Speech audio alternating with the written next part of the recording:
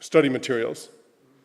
The elders, when my supervisor was asking them, so how do you get the people ready for baptism in these the further away churches? Well, we take what we remember from when we got studied for baptism and we teach them that. But they didn't have materials. And so we've put together, our team has put together a set of lessons that are now just the first draft and working on editing and whatnot, as far as we're trying them out as is. And it's designed as Sabbath school lesson material that they study each week, each day. But each week is focused on either a full fundamental belief or one of the aspects of one of the fundamental beliefs, building up until after three quarters, they will have studied all 28 fundamental beliefs and be ready for baptism. And so we praise God that we have these materials. We're still working on them. But at least we have something in the trade language, Tokpizin, that's available rather than just English. Many times people can have a superficial understanding of English, and because they've gone to school for a few years in an English language school, but they don't really understand everything that they're reading when it's in English. And so when we can have it in their language that they've grown up speaking, it reaches them in a deeper way. So this is our canoe and another church member's canoe, people loading up to go back home after the meetings. Which the meetings were supposed to go for 2.5 weeks, or just over 2 weeks, but we had rainstorms that canceled a few of our meetings. So our meetings went on for almost 3 weeks, just to get everything in. Another ministry thing that I have been doing is giving leadership training for Sabbath school teachers to learn how to teach children about the Bible. And this is one of my teachers, and she's teaching Cradle Roll. Of course, all the moms are sitting there too. And it's been fun helping them with materials and how to teach. So this is one of the aspects of the ministry I've been doing. So in New Guinea, the Bible Society prints the Bibles that we can get. And they'd been out of print with the large full-size Bibles like Karen has here.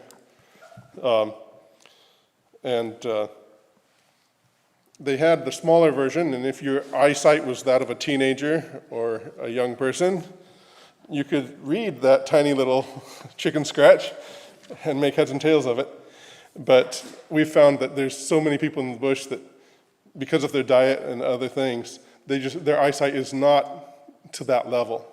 And so this year in February, the Bible store in town called me up and said, "We have Bibles again. You wanted some?" I said, "Yes."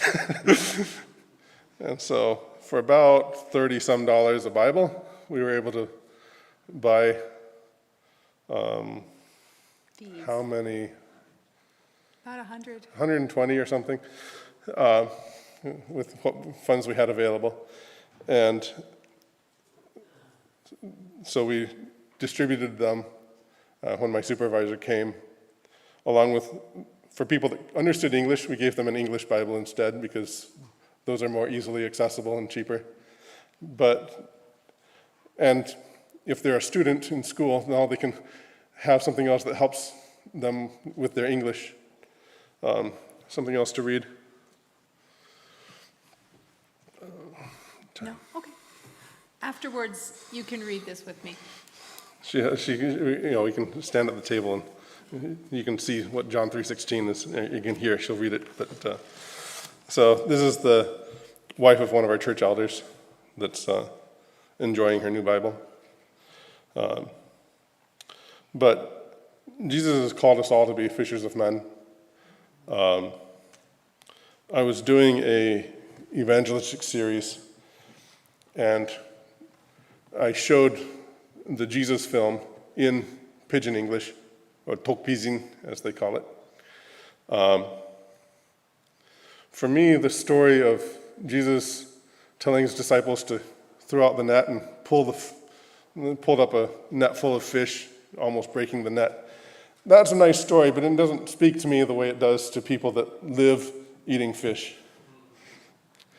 And so I was not prepared for the uproar and the screaming and shouting of the little children, 2 years old and even less, jumping up and down, dancing and clapping their hands and spinning around, everything, just pure delight at seeing this whole huge mess of fish come up out of the water. Because for them that meant, their stomachs were going to be full for several nights. And it just spoke to me in a new way. And that's what God is calling for us to do, is to reach, whether it's just one, whether we're casting out just a fish line, or have the full net and catching lots at once. But the harvest is ready. And so I'll explain a little bit more now and go into my sermon. But there really is a great work that needs to be done. So as I said, let me read again the Bible verse that I apologize for getting the wrong chapter number. I was driving, and Karen asked me what the verse was, and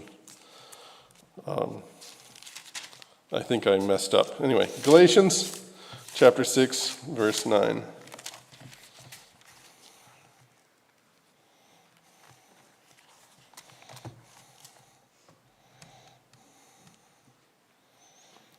And let us not grow weary while doing good, for in due season we shall reap if we do not lose heart. Karen and I have been in May River for 7 years. We do not lay claim to all these churches that are represented by the stars on the map behind me. The work has been going on for many years, but the work needs strengthening. As I shared with Children's Story, with the cassowary and children, I have a cassowary egg that you can see afterwards at the table. But it's about the same church elder that said, "Oh, that's just a spirit cassowary." A few months ago, he was sitting in my living room, telling me a story of when he had gone up to Alma, where our new missionary team members are just arrived in March. But this story probably took place at the end of last year. He said, "I went up to hold some meetings for the weekend, and someone put a curse on me. But I didn't just turn around and leave. I stayed because I'm learning more that God has more power than the evil spirits. And I praise God that growth is happening."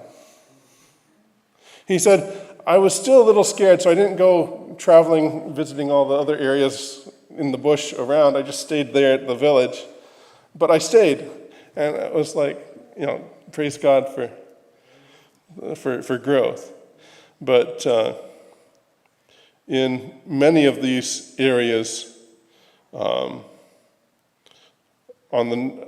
you see here, the main river is going this way, and there isn't any work on the north side of the river. But we have people coming saying, we're giving ground. We want you to build a school. We want you to build a clinic. We want you to come and start a church in our area. We have another place where a church pastor from a different denomination was paddling past while our church pastor was holding some meetings on the riverbank down below my house. And this is also I was out, I had a medical emergency that had to go to Thailand. And while we were gone, this happened. And as he's preaching, the pastor is paddling upriver in his canoe. And he just stopped and waited until the sermon was over. And then he paddled ashore and said to my pastor, who we helped send to Bible school, and he grew up in our village, he said, "Pastor, you're preaching the truth. Come, hold meetings in my church, we'll become Seventh-day Adventists."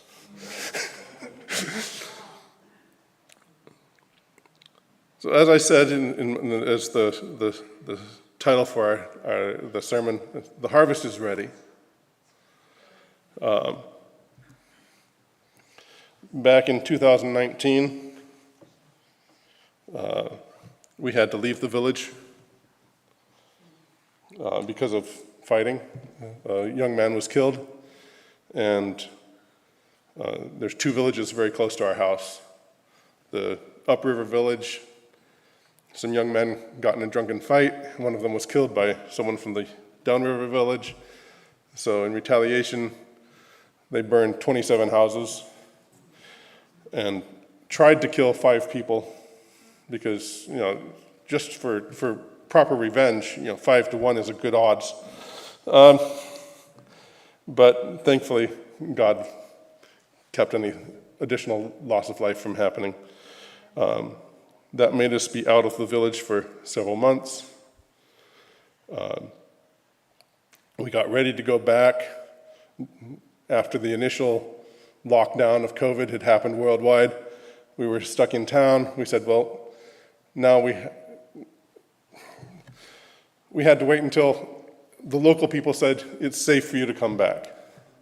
So the local people said it's safe, you can come back. We had assurances even from people that had been involved with burning the other village. You're safe, we want you back. And we got ready to go back, bought all our supplies, and just before we were getting ready to go back, we have some friends that are Bible translators. They're not Adventists, but they're Christian Bible translator missionaries. And the wife was due for their third child. And Karen and her went on a walk with the 2 older girls to see if they could get labor started. And Karen was carrying the younger of the 2 girls, and she tripped on a clump of grass or something. Anyway, ended up breaking her ankle. And we're thankful that Papua New Guinea really shut down during COVID. So there were times where you could not even leave where the province you were in. You couldn't leave. You had to stay there. But thankfully, things had opened up just before this. So we were able to fly to the capital city where she got surgery, and they fixed her leg. Put in 8 screws and a plate, or however many, 11 screws. Anyway, that continued. We stayed on for many months getting physical therapy. The physical therapist in New Guinea said, "I can't do any more for you." So Karen came back to America, and this was 3 years ago. We came home on furlough, or 4 years ago. We stayed here in America. We were trying to figure out a way to get back, but her leg kept she just would always do physical therapy for a little bit and then have to go back on crutches or bed rest. And finally we just said, okay, God, we're going back. Karen says, if I can be a cripple in New Guinea as well as I can be a cripple in America. If that's what life is, that's what life is, but we have work to do. And we made that decision on a Thursday. That Sabbath, God opened up doors for us to get in connection with a retired hand surgeon up in the northern part of Michigan, up by Bad Axe. And he's a semi-retired 83-year-old hand surgeon. Well, that was 4 years ago, so anyway. But he still had a practice, and he examined Karen, took out 3 of the screws, and we stayed a little time more in the U.S. for recovery, then flew back to America, and God just made it so that when we were in the capital city, getting our bank accounts reopened and everything after being gone for a year, which that takes a while. Red tape is bad here, it's worse there.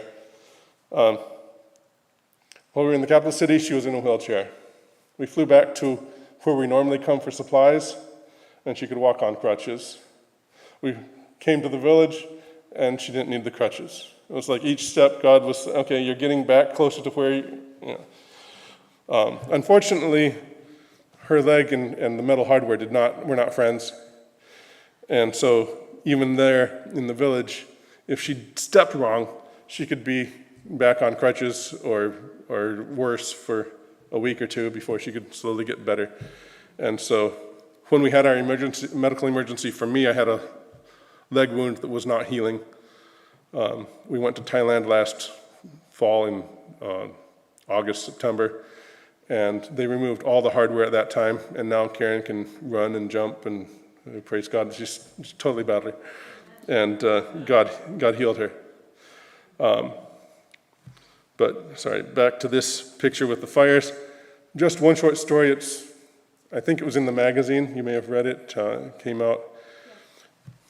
Because of these fires, when I distributed these Bible lessons that were translated into Tokpisin, I distributed them to the Bible study class for baptismal class. And that same night, Satan got the young men of the village thinking again about the fires that happened back in 2019, and that they hadn't gotten compensation yet from the Upriver Village. And they decided they were going to attack. But for one reason or another, the attack did not happen Sabbath night. And so Sunday morning, 7:30 in the morning, I get a knock on the door. It's our boat driver. He said, I just want to assure you, you're okay, you're safe. No one's going to hurt you, but you just stay up here today. If you hear gunshots or bombs going off, don't worry about it. And we've already, I don't think I put this one in print in the story, but we've already sent word to the police 6 hours downriver. If they come up, we will put float bombs in the river and blow up their canoes or boats. So we don't want them to come and try to stop this. And so needless to say, that changed our plans for the day. But Karen got on our satellite phone and called America and let our supervisors know what was happening, and the home office here in Berrien Springs. And I just felt impressed that I needed to just go down, make myself clearly visible, and just sit and pray. So I took my Bible and I went down, opened up the door to our fuel shed down by the riverfront, got out a chair and sat down and read my Bible and prayed that God would find a way to keep this generational fight from blowing up yet again.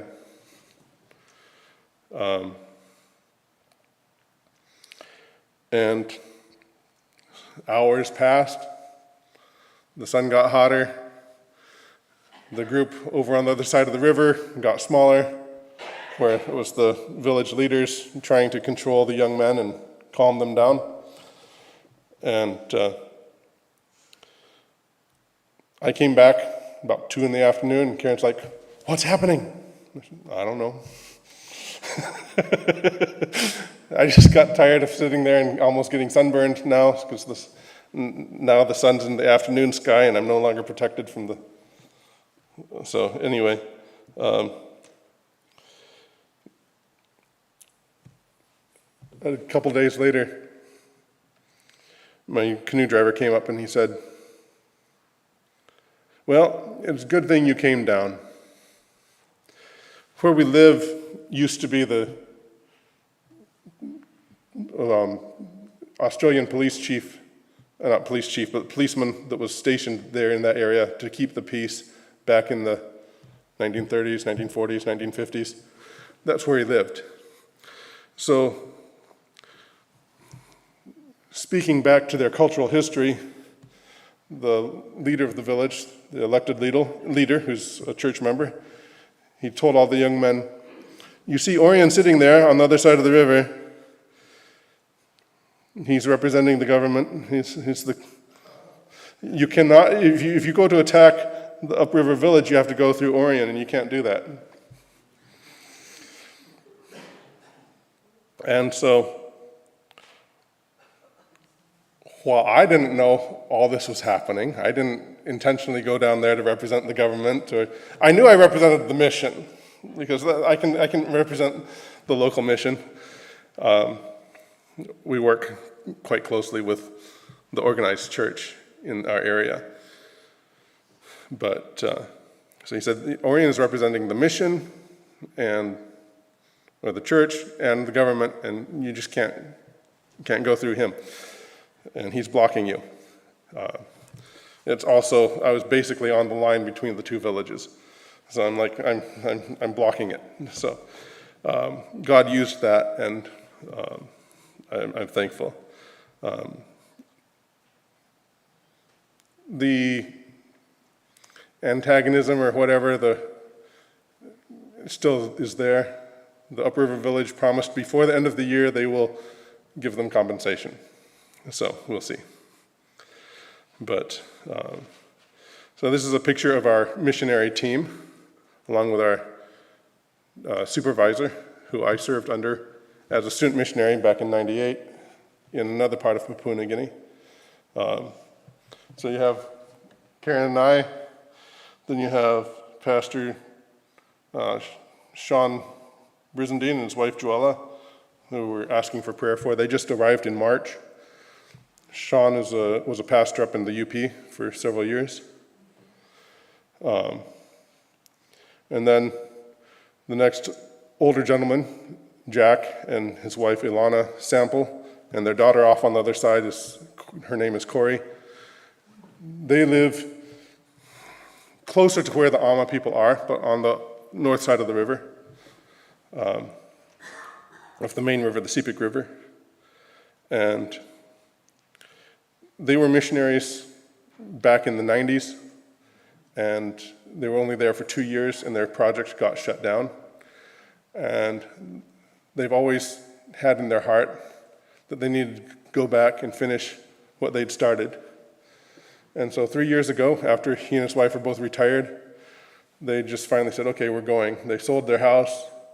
They're not sponsoring through AFM, they're self-sponsored through their local church and off their own savings from selling the house and things.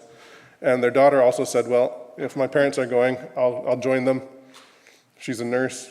She said, I'll look after mom and dad and join full-heartedly in the mission work. So this is our team that we have now assembled. Jack Sample did the translating of the Bible lessons into Pidgin English.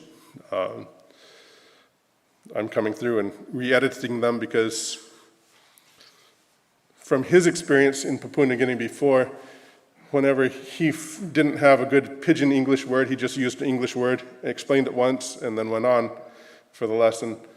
And that works among more educated New Guineans. But for the true bush people, telling them once that this word that is an English word means something in Pidgin, and then using the English word because it's more a true translation of the thought, it doesn't go over so well. They don't know that word. It's just a space filler and it doesn't mean anything. It'd be sort of like here, you tell the young people, yes, the propitiation of sins, and they're like, oh, the what? Except it's worse because it's another language. But so I've been working through the lessons, retranslating everything back into simple, understandable Pidgin English, which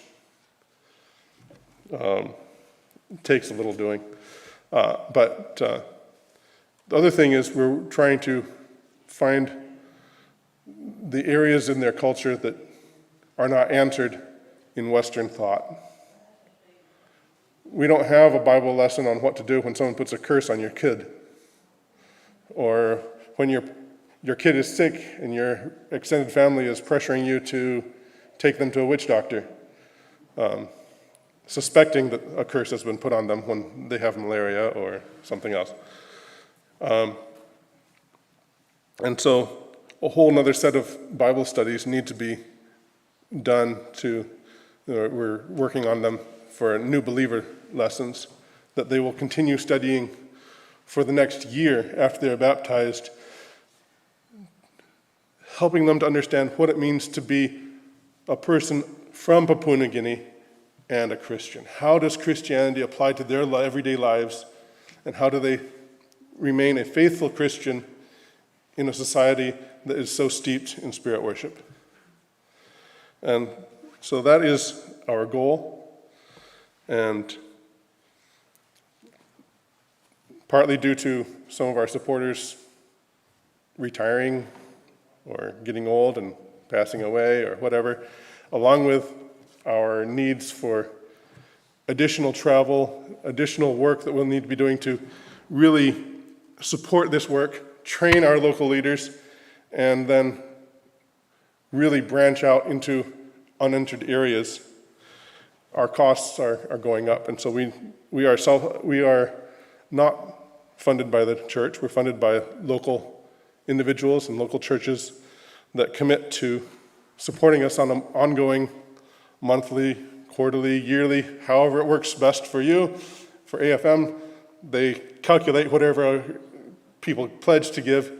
They calculate that out at a monthly rate, but we have monies that we need to raise so that we can go back and not worry about, are we going to have enough money in 3 months or whatever. So that's what we're doing now. And when we do have those funds raised, then we'll be going back to Papua New Guinea.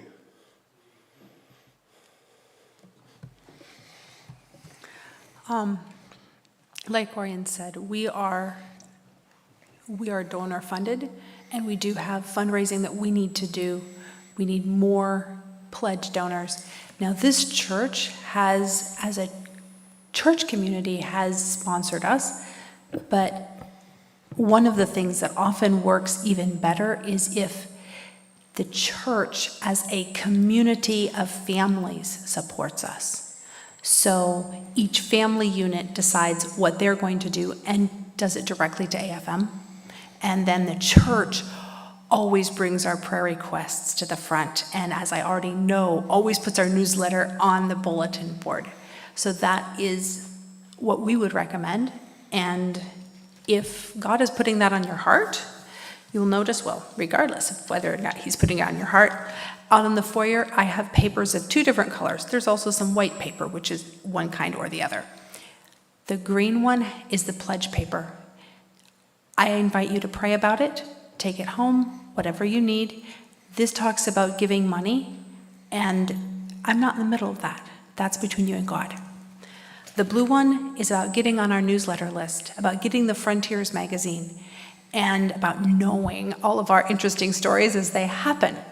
So please fill out a blue paper. In addition, if you're already getting my newsletter, please fill out another one. I need to verify everybody on my newsletter list is actually interested. So if you fill it out and give it to me, then I will say, oh yes, they're interested. So that will make my life easier. So please, everybody fill out a blue paper. So thank you so much. And yes, this email address and phone number, text messages, calls, emails, I want to stay in contact with you guys. So please grab this contact information and keep it. God has shown over and over again in different ways, whether it was Karen's ankle or other ways, that he is working, he is there. And he needs us to just be willing to follow as he leads. And whether it was coming down to a potentially violent situation, just walking down, I knew I could always run back up the hill. But, or with Karen's ankle or different things, God just continues to show us that we are where he wants us to be, and that he's not finished. There's more to be done. And we want to do our part to help people to be ready for God's soon return. We know that this world is not going to last forever. The changes that used to take so long to make a small incremental change in world policies and everything now are happening just one right after another.